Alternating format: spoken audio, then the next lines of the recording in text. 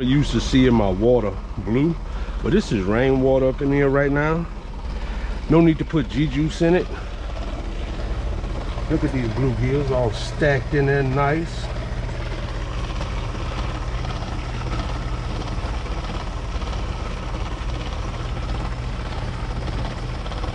It was all sleeping. There we go.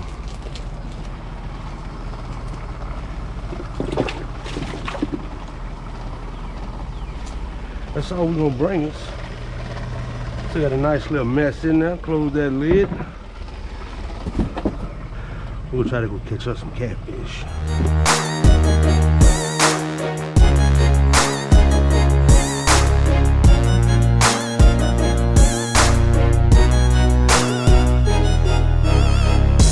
South Louisiana, baby, that's what we out here for. What's going on, folks? Bill Jr., Pure Cajun Outdoors. We got catfish rods loaded up today. Got us our bluegills in here. We'll go ride to the camp. Not expecting a whole lot, but I just want to get out there. I've been going to catch bluegills and trying to catch bass, and y'all seen the videos, so the fish got to bite in that bayou eventually. That's what I'm banking on. So we're gonna go ride over there, check it out, put a couple bluegill in the water. I'm leaving a little bit later than I wanted to. Technical difficulties getting ready this morning, but let's take a ride. Let's go to the levee, head to the camp, see if we can't make something bite eventually, right? Water's still high. I already know that from being out there recently, but let's go try. Let's roll.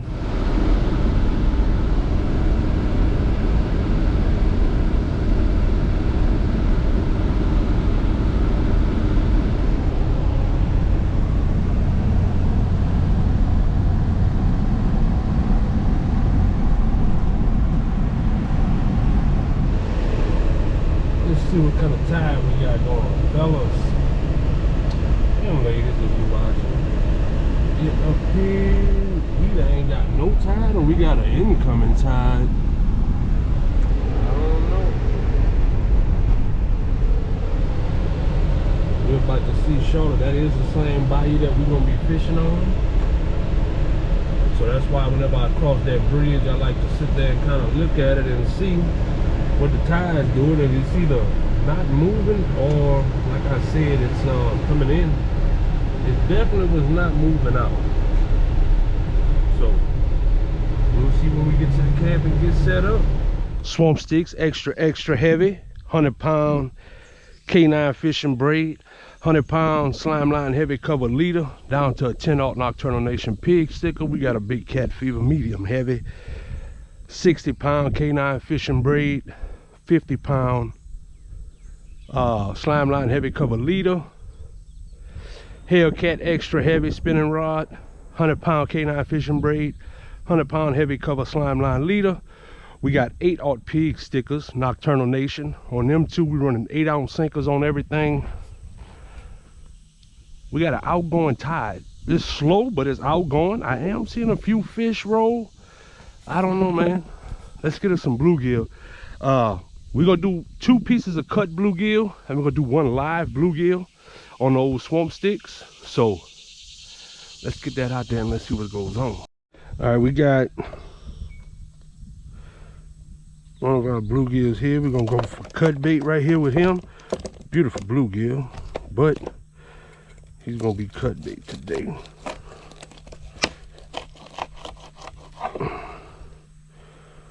We're gonna do a head piece and a gut pocket. I definitely got to get me a better bait knife.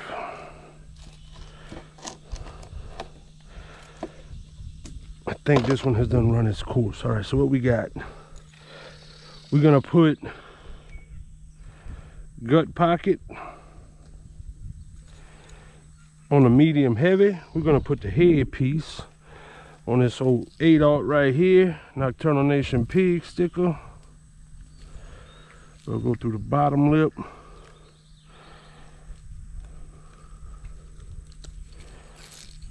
Like such. Nice little bluegill head piece, man. 8-aught Nocturnal Nation pig sticker. Best hooks on the market, y'all. PC 15 at nocturnalnationcustomhooks.com. or you can go to Benoit Performance Baits and pick you one up. Let's get these rods in the water. Then I'm gonna put my live bluegill out. Check the drag, rear that back, lob that out there. Let it go to the bottom, sitting on bottom. All right, lock that down.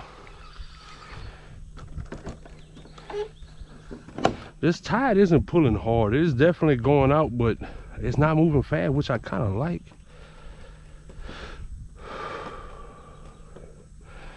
Now let's go get us a nice little live bluegill. I'm liking this. It might be a bluegill or a green sunfish right here in this corner. Let's see if we can get him. Oh, he fast, which is what I want. Oh yeah, that's a nice bluegill. Turn around, little buddy. I like to see when they're active. All right, we got him. Now I gotta try not to lose them. Now I like to hook these bluegill towards the back over here. Give them a chance to spin around. I like to get some of them scales out the way. Then go through. You see this imaginary line? That's their spine. It's not an imaginary line, but it's like a little dotted line. That's their spine. You just want to make sure you stay above that. You won't get into none of their vital organs. You won't break their spine. They'll stay alive a lot longer because they're able to swim. Look how lively that is. Let's launch. Initiating launch sequence. He gone.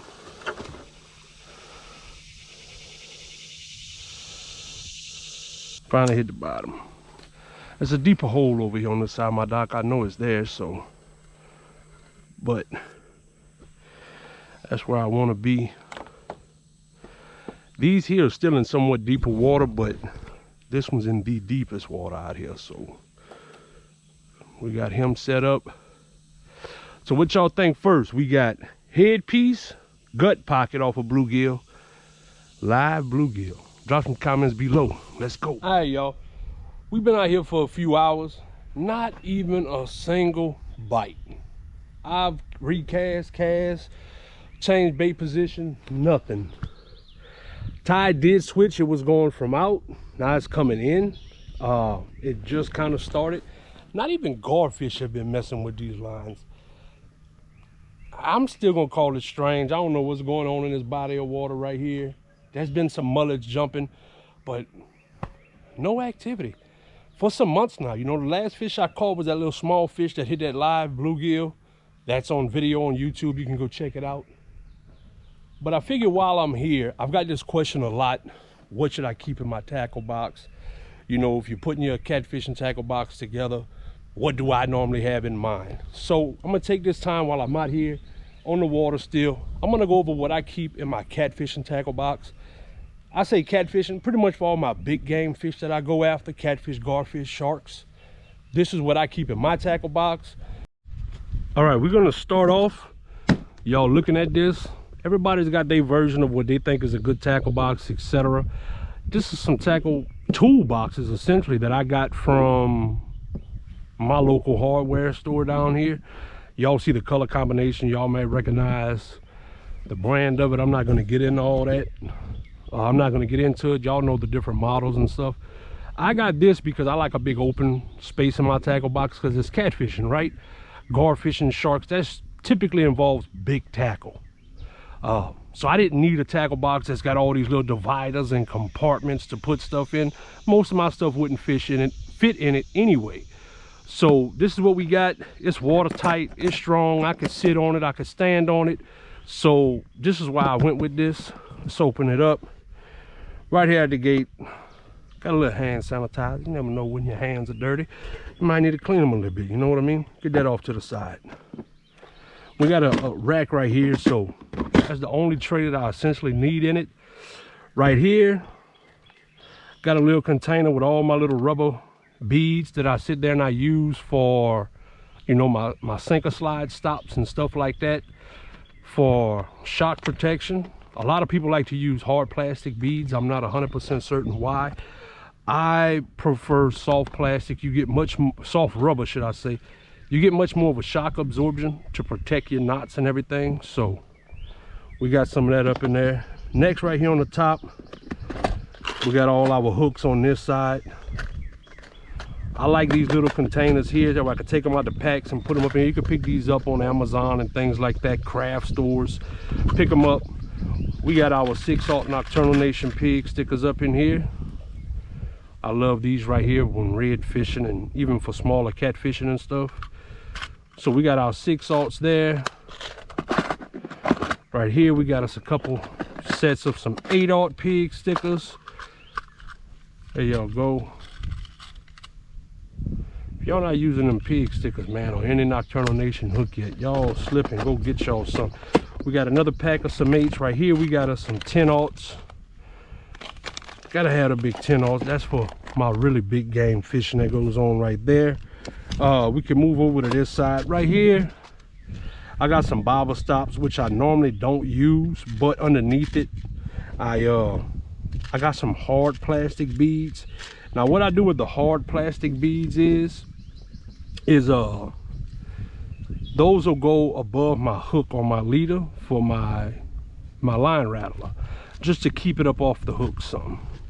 I don't really use line stops for nothing. I just got them in there for in case I do. You never know, because I do fish with some slip carp sometimes for catfishing, so it's good to have those right here, which I got some more at the house I need to put in here.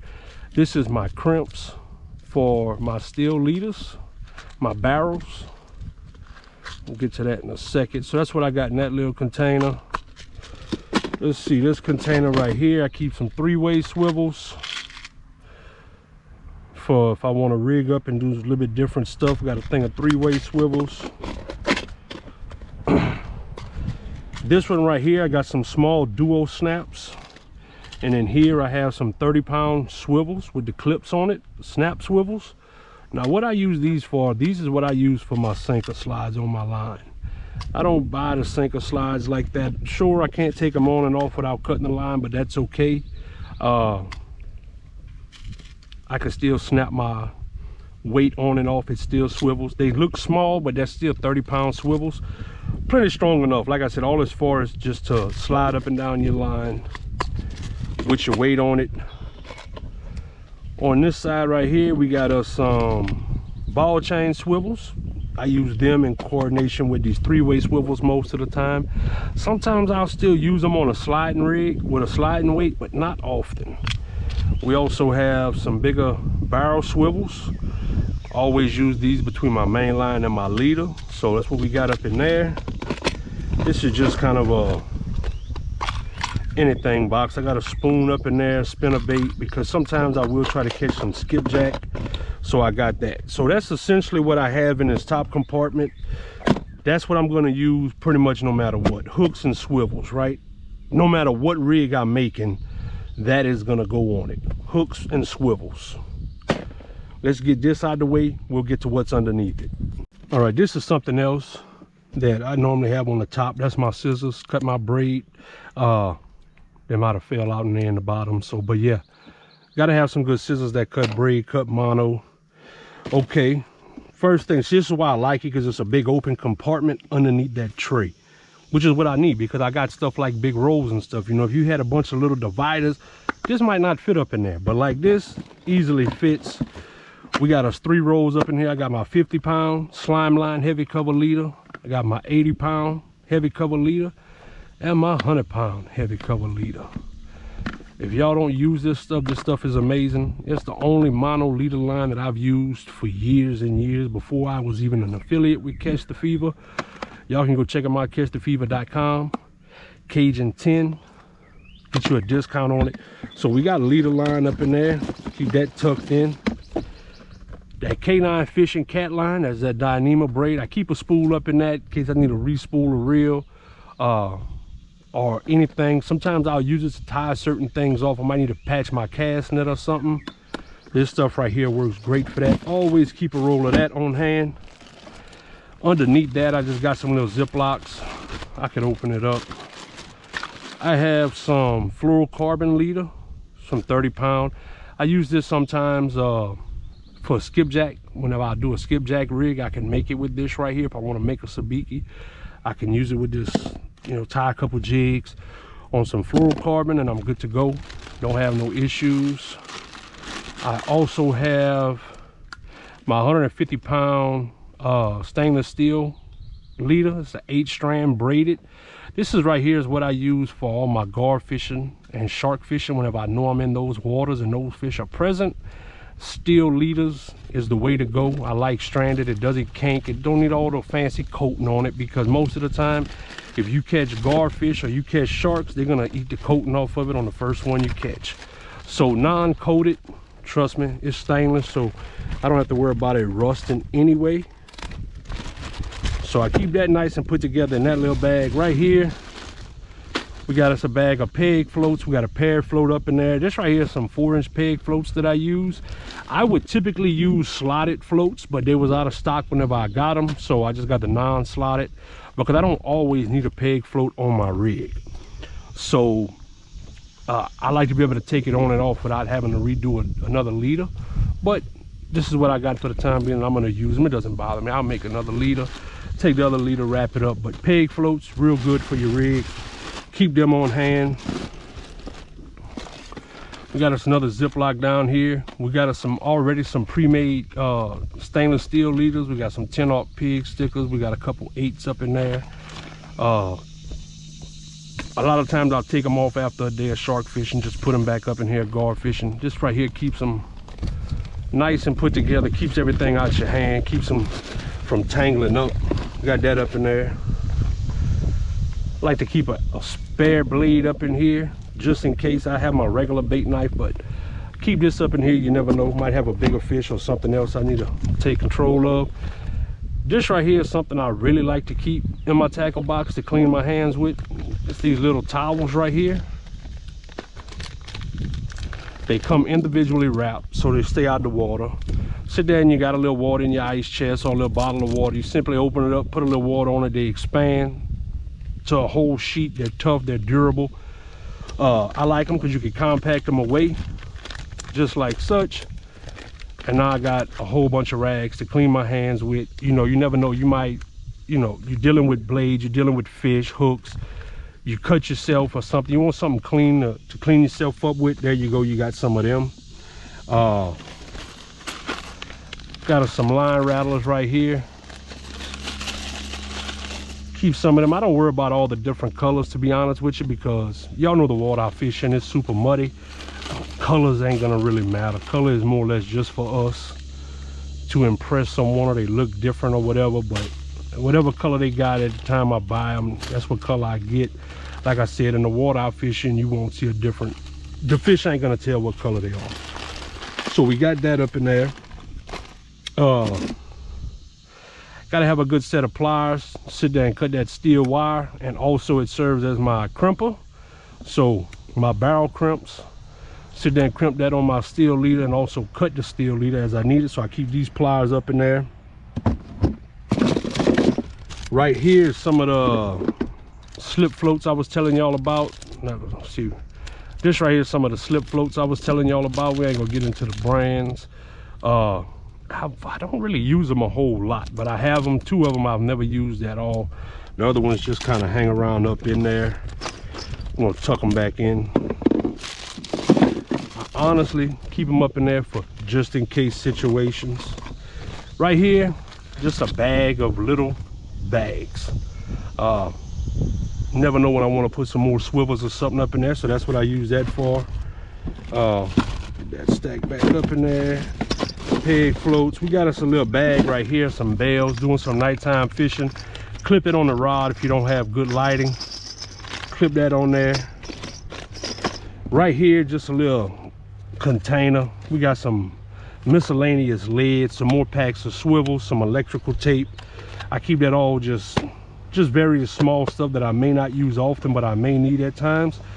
So I keep it up in there, keep that lid on it, keep it tucked nice and tight up in there. And that's essentially it right there in the bottom, as y'all can see. It's not nothing fancy, but it keeps everything nice and organized. Got a little hook sharpener. Never know when you need to sharpen the hook. Keep that pin to the side. And there we go. We got our little tray back in. Once again, popped right out. That's why I like these style tackle boxes, if you will, tool boxes. Nice, sturdy. Close them up. lock them down, watertight. You good to go. I leave this in the boat, which is why it's faded. It pours down raining on it. I don't have to worry about everything inside getting wet. I keep everything in the little containers, because you're in a boat, you're in a truck or whatever, when you get in there, these things will tip over and move. I don't have to worry about opening it up, and I got swivels everywhere, hooks everywhere, all discombobulated. Everything is in the little packs, nice and neat. You could dump it upside down, open it up, and yeah, sure, the little containers may be all, you know, jumbled around, but at least everything is still in the container. So there y'all go. I've been getting that question asked a lot. You know, what do I keep in my tackle box? If, you know, they putting a tackle box together to go out there chasing some of these fish, what's some of the things that they should keep in it? That's essentially it, bare minimum. I know if I go fishing with someone else or whatever, if I grab that tackle box, I'm essentially going to have everything I need for that type of fishing. My pliers, needle nose, etc. I'm going to have everything up in there, no matter where I go and jump in. Like I said, it's a little bit big. I know some people will use a tackle bag, etc., but I use that as kind of big because, like I said, it'll also double up as a chair that I can sit on no matter where I go fishing. It's heavy duty. So yeah, there y'all go. Don't forget, y'all go check them out. Y'all seen the Nocturnal Nation hooks, K9 fishing braid, slime line heavy cover leader. Those are the things I use at all of those websites. Y'all go check it out. Nocturnal Nation custom hooks, catfishinghooks.com. The link is in my link tree. I'll put it in the description of all these products, of where y'all can go get them. And in the link tree, whenever y'all are looking at it, where the link is, and it tells you what that link is for, if I have a discount code for it, it will also be attached to it, so there's no confusion. Link, discount code, go there, y'all check them out. When y'all go and get y'all some great products, y'all also help support the channel. That's one of the easiest ways y'all can do it, other than liking, watching, commenting, and sharing. That's the best way that y'all can help me out. Second way is go buy some great products, man. Y'all will enjoy them. It helps us out. And there y'all go. Pure Cajun Outdoors across all social media platforms. purecajunOutdoors@gmail.com. Y'all drop some comments and let me know what y'all keep in y'all tackle box. Do y'all use tackle boxes like I use, a toolbox essentially? Let me know what y'all using. Drop it in the comments below. Appreciate y'all still tuning in. We're trying to make content, man. It's just rough out here, but we appreciate y'all. Catch y'all on the next one.